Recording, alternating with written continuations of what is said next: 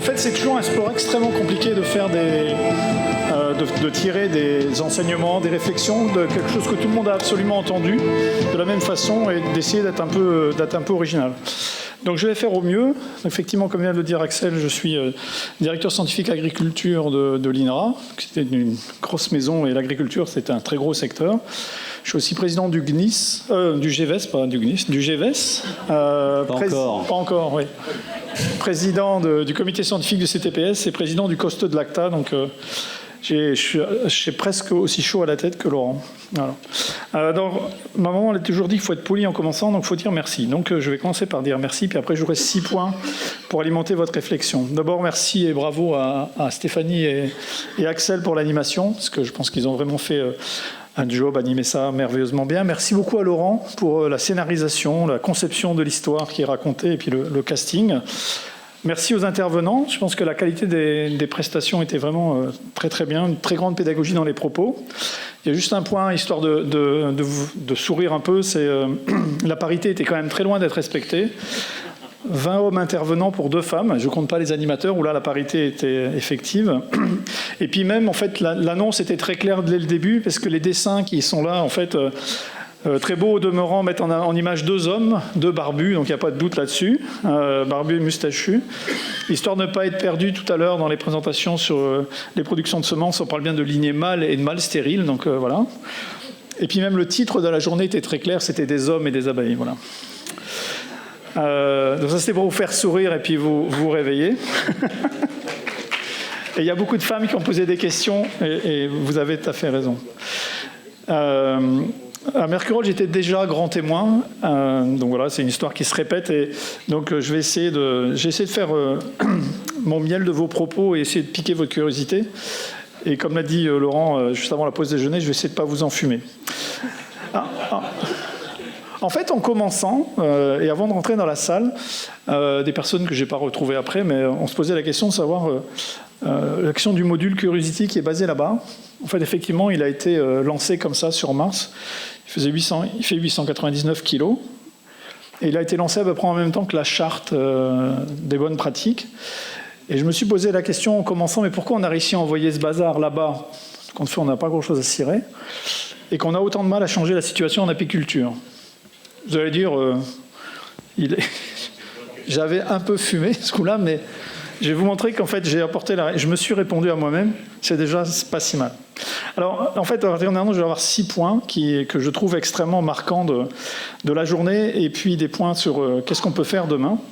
Je pense que le premier point qui marque vraiment le temps entre Mercurol et aujourd'hui, c'est le changement dans les innovations organisationnelles qui sont mises en place.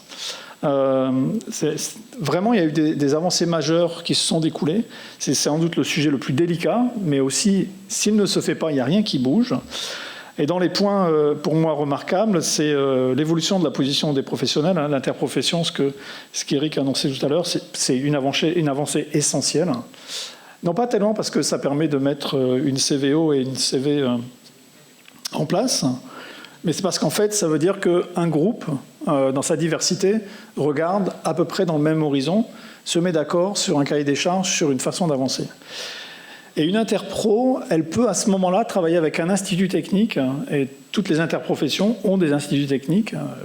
Le Terre Innovia est l'institut technique d'une interprofession. Et donc, il y a l'ITSAP qui est un institut technique qui n'est pas qualifié parce qu'il est adossé, mais ça, c'est des vicissitudes de l'histoire.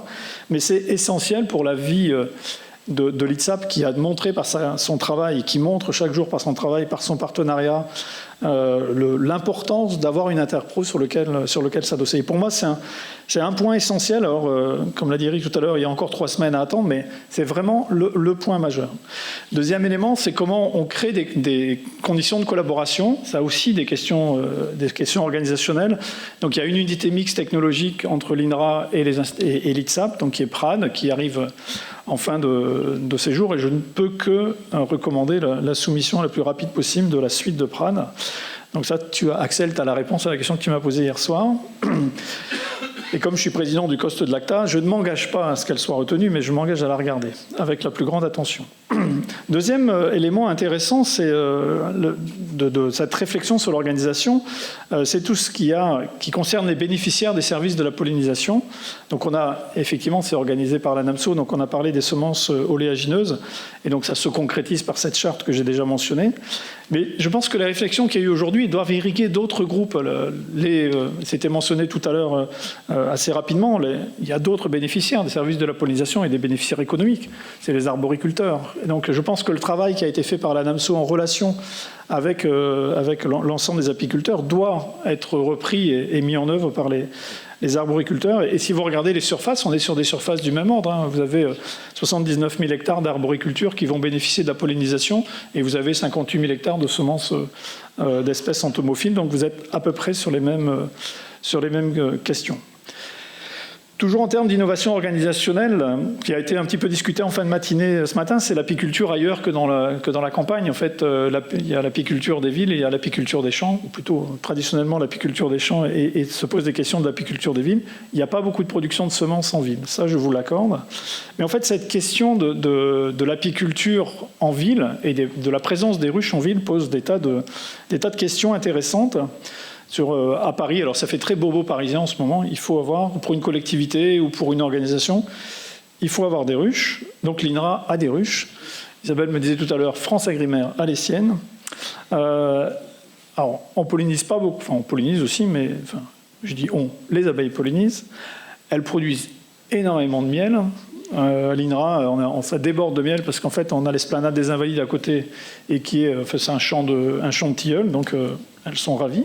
Mais en fait, c'est pas ça qui est important. La question, c'est qu'est-ce que ça dit de la relation entre l'abeille et la société. Et en fait, l'abeille véhicule énormément d'images auprès de la société, et c'est cette question-là qu'il faut avoir et sur laquelle il faut bâtir en fait la relation et le regard. Et en fait, si dans les grands absents de nos discussions, c'est où sont les sciences humaines et sociales. Et en fait, on réduit les sciences humaines et sociales dans la discussion d'aujourd'hui à calculer une valeur, un chiffre. Et de fait, c'est pas ça, une science humaine et sociale. Donc je pense qu'il y a un point à créer et à creuser sur le futur. Et puis un autre point à creuser sur le futur qui a été abordé en une phrase ce matin, qui est les apiculteurs sont propriétaires des abeilles, mais pas propriétaires du foncier. Je le disais à ceux qui étaient avec moi à table ce midi, en fait, il y a une seule autre configuration dans le monde qui est comme ça, en production animale, c'est la production ovine en Afrique du Nord. Production ovine en Afrique du Nord, le berger est propriétaire de son troupeau, il va où il veut. Et c'est ce qui est en train de provoquer l'explosion du code rural marocain, puisque ça pose des questions. Et là aussi, ça pose des questions organisationnelles. En fait, quel est l'élément de droit qu'on va poser sur ces questions-là ? Un élément de droit n'est jamais de dire, enfin, on le réduit souvent à ce que ça interdit. Non, c'est comment ça organise une société. Ça, c'était le premier point. Le deuxième point, et qui est ce qui découle directement de ce que je viens de dire, c'est qu'en fait, la discussion qu'il y a eu aujourd'hui et qui avait été un peu commencée et fondée à Mercurol, c'est il se crée un espace commun. Alors, les épistémologues, les philosophes réfléchissent beaucoup à cette question des espaces communs. Un espace commun, c'est quoi ? C'est quels sont les groupes de personnes qui peuvent travailler ensemble ? Pour pouvoir travailler ensemble, il faut travailler dans le même espace. Et en fait, un espace, il est défini par trois objets. C'est les valeurs, donc les valeurs de société qui sont partagées. Et donc c'est les valeurs, j'y reviendrai un peu après. C'est l'objet, là c'est assez facile aujourd'hui, c'est pollinisation pour faire des semences. Et puis une question qui est plus compliquée, c'est quelle est la vision que l'on a sur le futur. Donc je vais parler de ces deux éléments-là. Le premier, c'est l'élément sur la valeur. Les valeurs sont extrêmement contexte-dépendantes. Elles dépendent de l'ambiance générale, mais surtout de l'état dans lequel est la société et comment elle se regarde. Et aujourd'hui, la question essentielle, c'est ce qui préoccupe beaucoup de gens, et ça a été très, très, très utilisé aujourd'hui, c'est la question des pesticides. Axel disait hier soir que la dernière fois qu'il a pris le taxi lui a parlé de néonicotinoïdes. Comme je disais en rigolant, ça doit faire 40 points au Scrabble, mais vous n'avez pas vu la longueur de ce mot-là, et ce n'est pas le genre de mot, normalement, que vous utilisez si vous n'êtes pas un spécialiste. Ça veut dire qu'en fait, cette question des pesticides a imprégné la société, au sens propre comme au figuré. Et je pense que c'est ça, en fait, qui crée aujourd'hui des valeurs nouvelles, qui en fait définissent ce que l'apiculteur et l'agriculteur ont envie de faire ensemble. Et je pense que si on mesure la distance entre Mercurol et aujourd'hui, ce que l'on voit, c'est que le regard des agriculteurs et des apiculteurs autour de la problématique des pesticides, la distance est énormément réduite. Et c'est ça qui permet d'avoir un espace pour travailler. Donc je disais, le deuxième élément, c'est l'objet sur lequel on travaille. Et le troisième élément qui définit un espace commun, c'est la vision du futur. Alors la vision du futur, c'est quoi? Mais en fait, c'est ça qui fait la différence entre la difficulté de bouger sur l'apiculture et Curiosity.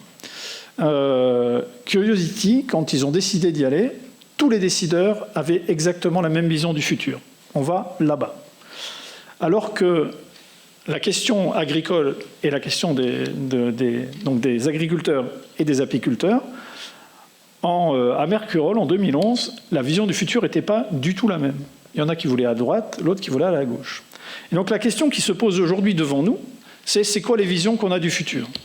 Et en fait, les visions qu'on a du futur, elles sont assez simples. En fait, elles se résument aux grands défis qu'on doit aborder. Premier grand défi qu'on partage tous à peu près et qui n'est pas un sujet de discussion aujourd'hui, on doit réussir la transition alimentaire et nourrir tous les gens qui sont à la surface du globe et assurer la sécurité alimentaire de la France et de l'Europe. C'est un défi, c'est pas gagné, mais on va y arriver. Deuxième grand défi, dont il a été très très peu question aujourd'hui, à l'exception d'un point dans l'intervention d'Éric tout à fait à la fin, c'est le changement climatique. Et en fait, est-ce que le changement climatique ne va pas nous mettre tout ce système-là en tension bien au-delà de ce qu'on a imaginé? On a mentionné un tout petit peu la problématique de l'eau, mais elle n'est pas directement liée au changement climatique, qui fait toujours sec ici, tous les ans. Mais est-ce qu'on ne va pas aller vers des déplacements de zones de production, des déplacements de phénologie des plantes qui ne correspondent plus à la phénologie des insectes?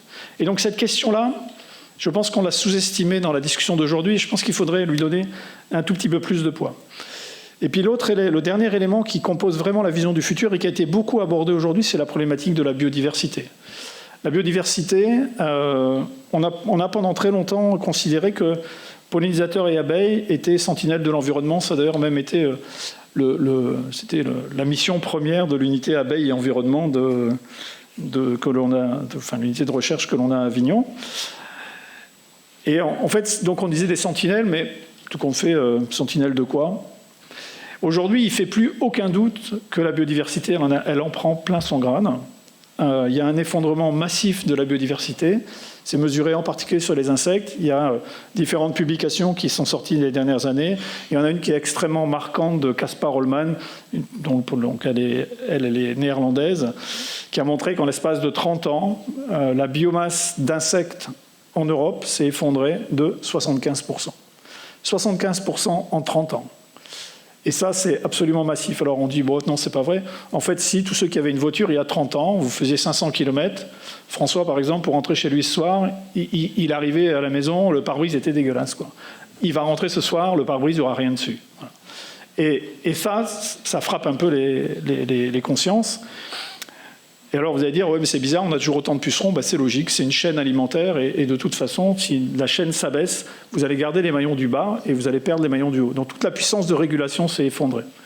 Et les études, il y a une autre étude qui a été publiée, une synthèse qui a été publiée au début de cette année, au début du mois de février, par un dénommé Sanchez Bayo, dans Biological Conservation, qui dit, ils ont fait une méta-analyse, donc toutes les publications qui traitent de ce sujet-là.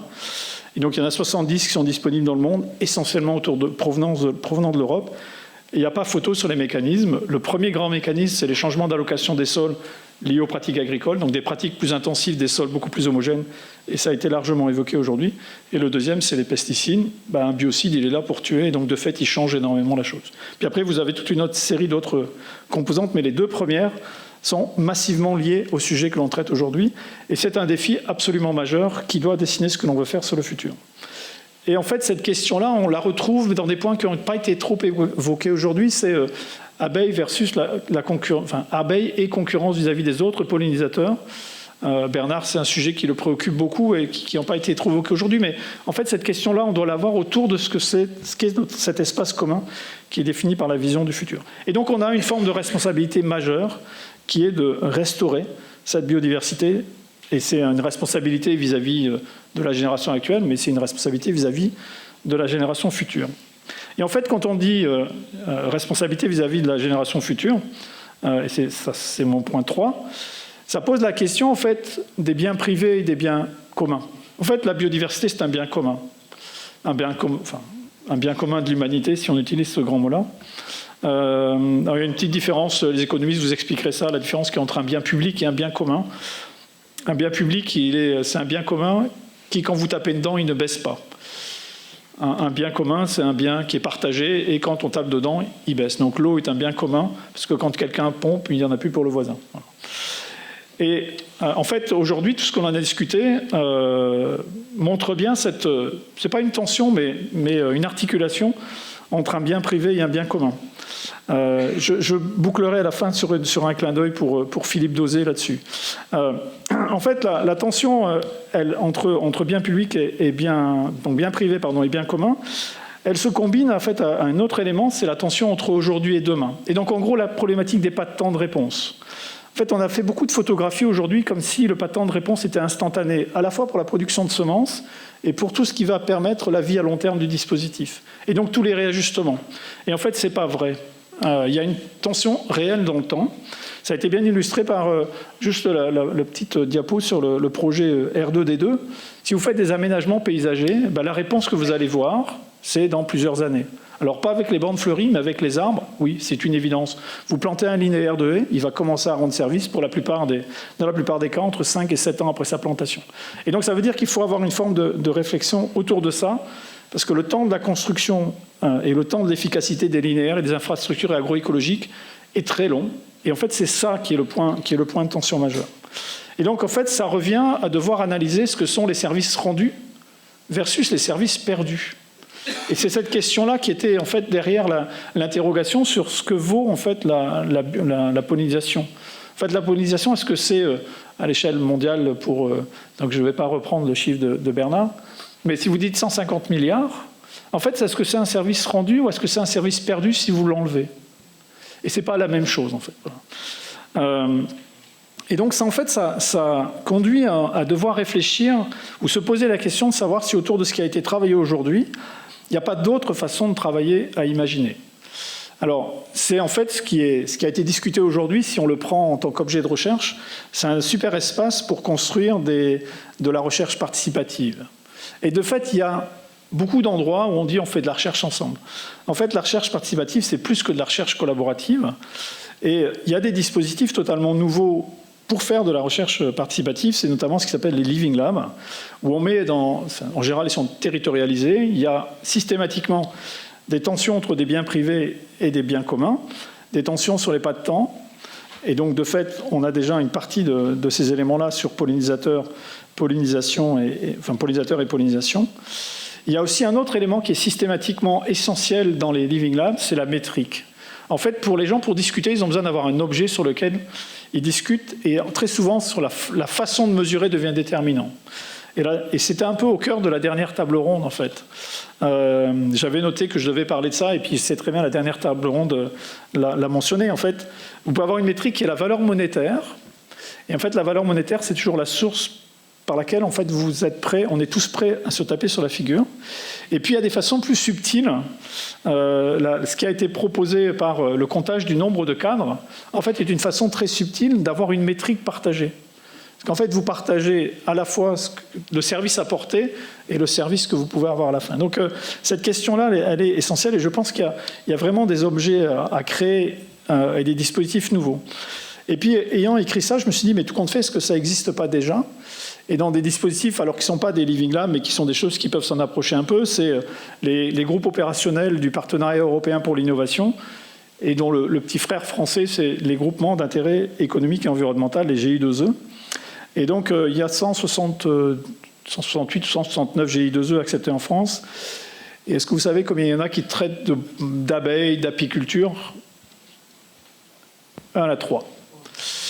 Et en fait, sur les 3, il y en a un qui le fait par défaut, parce qu'en fait, il se préoccupe des cultures intermédiaires. Et donc, ils ont mis dans leur mot-clé apiculture et abeilles. Donc, ça veut dire qu'il n'y en a que 2. Et ça veut dire que sur un objet qui, en fait, est au cœur même de dispositifs qui pourraient être totalement collaboratifs, il y en a très peu qui se sont construits là-dessus. Et je pense que c'est juste un problème de temps. pour qu'il y en ait davantage. Donc ça, c'était le point 3. Le point 4, c'est le levier pour demain. Le levier pour demain, le levier essentiel, c'est qu'est-ce que l'agroécologie conduit à... Qu'est-ce que ça nous amène à faire? Et d'une certaine façon, c'est agroécologie et pesticides. Comment on va faire, comment ça devient des formes de transformation. Alors sur la problématique des pesticides, on en a déjà parlé, que c'est un élément assez important de l'attention. On est en train de... C'est parce que je dois faire plus court, c'est ça? Ça va être compliqué alors, hein, parce que je suis lancé là. Je suis chaud. En fait, on a mis en place, à la demande du ministère de la Recherche, un programme prioritaire de recherche qu'on est amené à animer, et ce n'est pas nous qui faisons la sélection, et qui devait tourner autour des pesticides. Historiquement, il s'appelait le PPR, Programme prioritaire de recherche sur les pesticides. Et de fait, on a fait évoluer le nom pour dire, mais en fait, c'est pas ça, c'est cultiver et protéger autrement. Parce qu'en fait, il n'est pas question de dire, on enlève tout. Non, c'est comme sur d'autres problèmes et d'autres moments, c'est sortir couvert dans cette histoire-là, quoi. Et donc, pour sortir des pesticides, il faut imaginer, construire, instrumenter d'autres modes de protection des cultures. Et c'est un point qui a été souligné ce matin pour tout à fait un autre sujet. Le rôle essentiel, c'est la prophylaxie. En fait, à la différence de la pollinisation, comme il s'était dit juste avant, la pollinisation est un élément obligatoire. Si vous n'avez pas de pollinisation, il n'y aura rien. Si vous n'avez pas semé, il n'y aura rien. Par contre, la protection des cultures, vous n'intervenez que parce qu'il y a une maladie. Et donc, comment on fait réduire la pression de ça ? Et je me disais, mais quand on a préparé le programme prioritaire de recherche, qui va être estampillé lundi soir de la semaine prochaine, la dimension apicole n'a même jamais effleuré ceux qui ont écrit dont je suis. Et je pense que c'est vraiment quelque chose que... Enfin, en tout cas, je vais passer une partie de mon week-end à réfléchir pour savoir qu'est-ce que ça pourrait amener à faire. Alors, Laurent l'a dit tout à l'heure en ouvrant, en fait, la semence est une forme de maillon de la mutation. Mais il ne faut juste pas se tromper, en fait, sur l'importance de ce maillon-là. J'ai trouvé qu'on a passé trop de temps à discuter du potentiel nectarifère des variétés. Je suis désolé, c'est une forme de point de détail.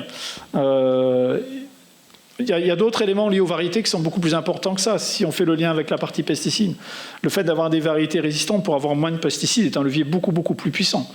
Le fait d'avoir des espèces nouvelles, et ça a été très bien illustré, y compris par le collègue du GVS ce matin, pour dire, ben voilà, ça ouvre un champ, les espèces intermédiaires, pour avoir une organisation totalement différente du paysage. Les variétés, c'est aussi ça qui va réussir à se mettre en place.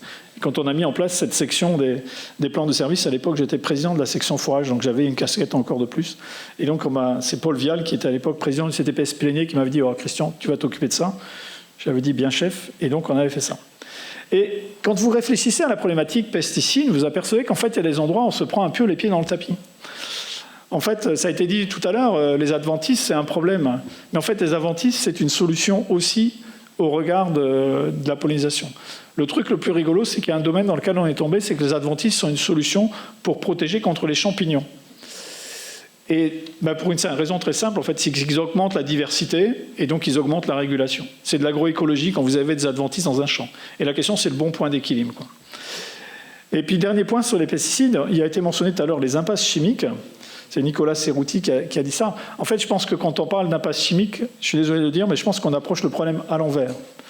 En fait, ce n'est pas parce qu'il y a des résistances qu'on doit intervenir, donc des impasses, parce qu'il y a eu des résistances, mais c'est plutôt parce qu'on les a utilisés n'importe comment, les pesticides, qu'on a généré des impasses. Et donc la question, certes, on doit résoudre les impasses, parce que sinon on ne sort pas du... Enfin, on est dans un cul-de-sac, quoi.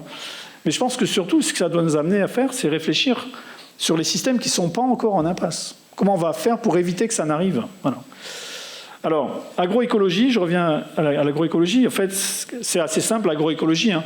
C'est quand on augmente la diversité planifiée, on augmente les régulations biologiques. Et donc, ça ouvre en fait un champ totalement nouveau dont une des illustrations, c'est ce que Isabelle Chimon a illustré ce matin. En fait, c'est des espèces qui ont des traits fonctionnels, qui servent là à la pollinisation, mais qui servent à des tas d'autres choses. Et c'est une vraie façon de réaborder le monde.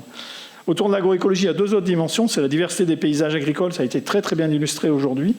On a très peu de travaux là-dessus parce que, en fait, un paysage ne se conçoit pas par un agriculteur seul.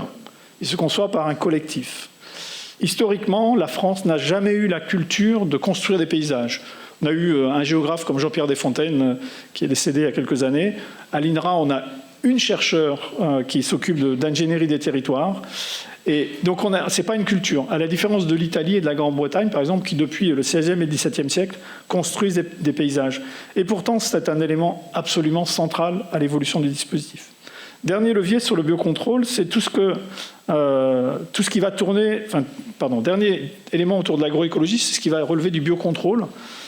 Les micro-organismes, j'y reviendrai, au grand désespoir d'Axel, les macro-organismes, et on voit qu'ils interviennent dans cette chaîne de biodiversité.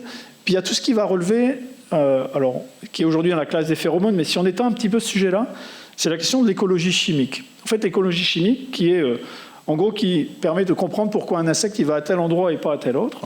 Donc pourquoi il est attiré par la reine, sa couple, bon, c'est parce qu'ils se sont retrouvés. Mais en fait, pourquoi une espèce va parasiter une culture ? C'est parce qu'en fait, elle la repère. Les insectes ont en moyenne un flair qui est 10 000 fois supérieur au nôtre.